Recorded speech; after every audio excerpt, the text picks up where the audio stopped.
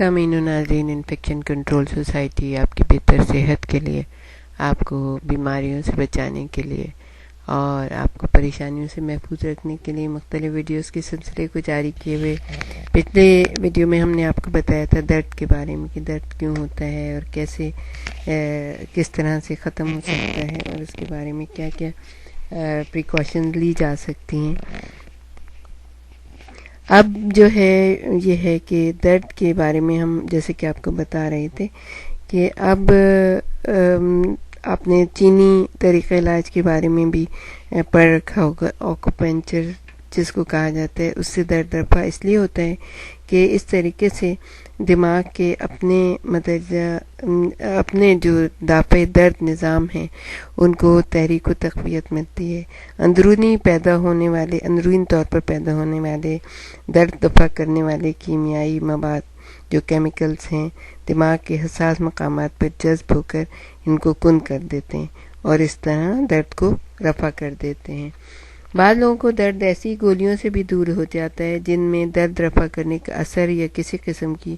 دوائی کا تاثر نہیں ہوتا، لیکن بیمار کو یہ یقین ہو جاتا ہے کہ یہ شے اس کے لیے بہت ہی بہترین ہے. اکثر ایسا ہوتا ہے کہ بہت ہی دلچسپ تجربہ کہ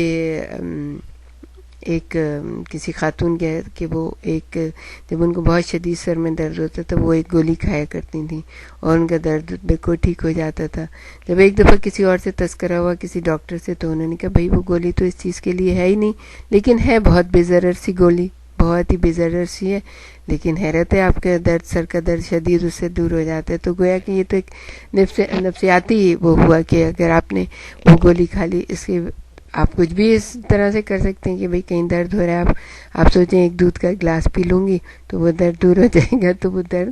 دور ہو سکتا ہے. تو یہ تو نفسیاتی جو پرابلم ہوتے ہیں اس کے بارے میں یہ بات ہے کہ وہ بعض لوگوں کا اس طرح سے بھی دور ہو جاتا ہے. اور اس عرصے میں یہ ہوتا ہے کہ جسم میں جو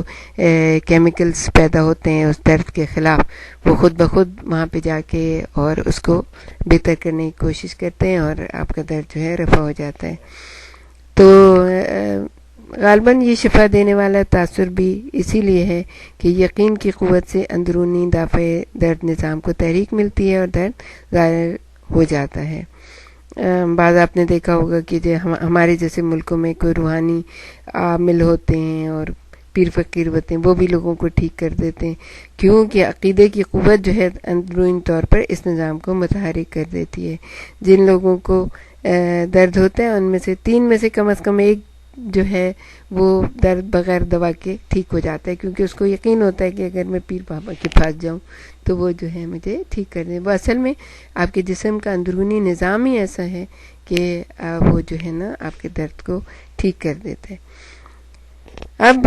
دافع درد ادویات مثلا اسپرین وغیرہ اس سے دافع درد نہیں کہ وہ ہمارے اعصاب کو بے حس کر دیں، بلکہ اس لیے مؤثر ہے کہ وہ درد پیدا کرنے والا مواد جو ہے پیدا ہی نہیں ہونے دیتی. یہ دریافت بڑی انقلابی تھی. اس طرح کے ادویہ کا بڑا گروہ معلوم کر دیا گیا جس کی تاثیر اسی وجہ سے تھی کہ درد پیدا کرنے والے مواد کی پیدائش کو روکنا. یہ دریافت بہت بہترین دریافت تھی طب کے ضمن میں، یعنی میڈیسن میں اس کی دریافت بہت زبردست ہے کہ رفع درد کے ضمن میں گزشتہ عشرے کی یعنی گزشتہ 20-30 سال پہلے کی یہ بہت ہی کامیاب دریافت تھی. اس دریافت کے نتیجے میں جو ادویہ ظہور میں آئی انہوں نے ماضی کی اکثر دواؤں کو بیکار کر دیا ہے. یہ ماضی کی دوائوں کی نسبت زیادہ مؤثر بھی ہیں اور بے ضرر بھی ہیں. اچھا، لیکن ایسا نہیں ہے کہ بالکل بے ضرر ہی ہیں، ان سے جو ہے کچھ نہ کچھ ضرر بھی ہوتا ہے. لیکن اگر یہ کہ آپ ضرورت سے زیادہ کھائیں کہ مثلا درد ہو رہا ہے ابھی تھوڑا کم محسوس ہوا تو بجائے اس کے کہ اب آپ ریسٹ کر لیں، اب آپ کچھ اور کسی مشغلے میں اپنے آپ کو ڈالیں، آپ دوسری گولی کھا لیں، تیسری گولی کھا لیں، تو زیادہ کھانے سے نقصان بھی ہو جاتا ہے. ان دواؤں کا جوڑوں، ہڈیوں اور پٹھوں کے درد میں نہایت مفید ثابت ہوتی ہیں. اس دریافت اور ترقی کا سب سے بڑا فائدہ یہ ہے کہ جب یہ ہماری دسترس میں ہے اور ہم ہر قسم اور ہر شدت کے درد کو رفع کرنے کے متعدد طریقے ہمارے یہاں موجود ہیں، یہ ایسے طریقے ہیں جو اس سے پہلے موجود نہیں تھے۔ بعض افراد جو زندگی کی جد و جہد میں سخت مصروف و مشغول ہیں، یہ ادویات استعمال کرنا کمزوری قرار دیتے ہیں۔ ان کے خیال میں درد کو برداشت کرنا جوان مردی کی دلیل ہے، ہرچند کہ اس درد کے سبب سے ان کی قوت کارکردگی اور دل جمعی متاثر ہو رہی ہوتی ہے۔ یہ رویہ بھی اکثر اوقات صحیح نہیں ہوتا ہے کہ بہت زیادہ آپ اس مشکل میں پڑیں، اور یہ رویہ بھی صحیح نہیں ہے، اور یہ رویہ بھی صحیح نہیں ہے کہ آپ بہت زیادہ درد کی دوائیں کھائیں، اور یہ رویہ بھی جیسے صحیح نہیں ہے کہ آپ درد کو مستقل برداشت کر رہے ہیں اور اس کی وجہ سے آپ کا کام نہیں ہو رہا، آپ کی آنکھوں میں جلن ہو رہی ہے، آپ کا پورا جسم تھکاوٹ کا شکار ہے، بیمار ہے، تو یہ رویہ بھی صحیح نہیں ہے کہ آپ دوا نہ کھائیں۔ تو دونوں رویے ایک طرح سے صحیح نہیں ہیں۔ صحیح رویہ یہ ہے کہ آپ ایک درد کی گولی لیں اور اس کے بعد آرام کریں، چاہے آپ کرسی پہ بیٹھ کے تھوڑی دیر کے لیے کرسی پشت سے ٹیک لگا کے اور آرام کر لیں آنکھیں بند کر کے، وہ بھی آپ کے لیے بہتر ہوگا کیونکہ آپ نے ہلکی پھلکی دوا لی بھی ہے۔ اس زمانے میں درد کو دفع کرنے کے اس قدر مختلف طریقے دریافت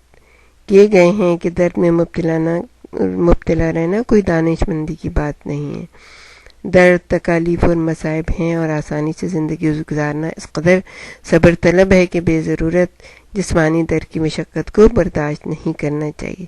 جب بھی ڈاکٹر آپ کو مشورہ دے تو آپ یہ نہیں کہیں کہ نہیں ہم تو دوا استعمال ہی نہیں کرتے، بلکہ اگر آپ کو ہلکا پھلکا درد ہو رہا ہے تو بجائے اس کی کہ آپ زیادہ تکلیف میں چلے جائیں، آپ وہ درد کو ختم کرنے والی دوا جو ہے استعمال کریں۔ درد جو ہے وہ صرف تکلیف کا اظہار ہے، اور جسم کے جوڑوں کو ضرر اور صدمہ مختلف وجوہ سے پہنچ سکتا ہے۔ یہ چوٹ سے یعنی برہم آ کے بھی پردرد ہو سکتے ہیں۔ اگر ٹی بی کے جراثیم مثلا جیسے کہ پہلے بہت زیادہ حملہ آور ہو کر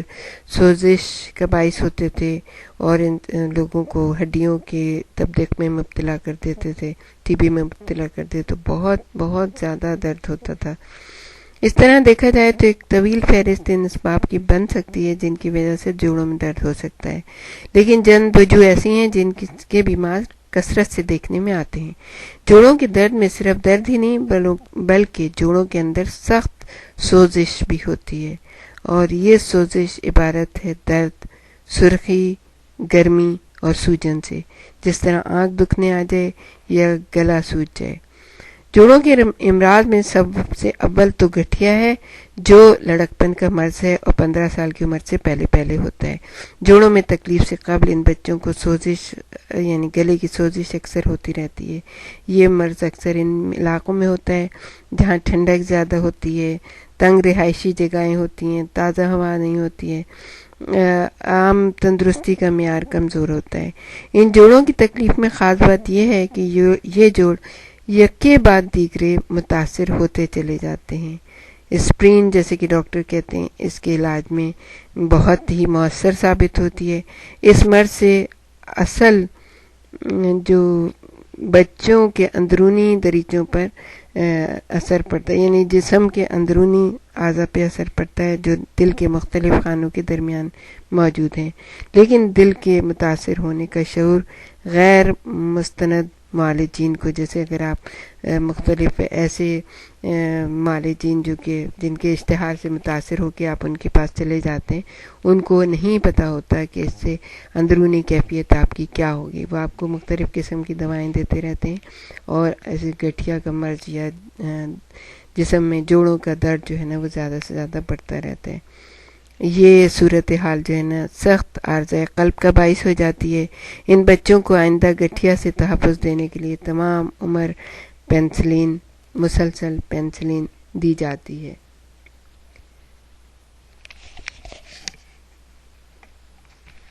گٹھیا کو کیا کہتے ہیں؟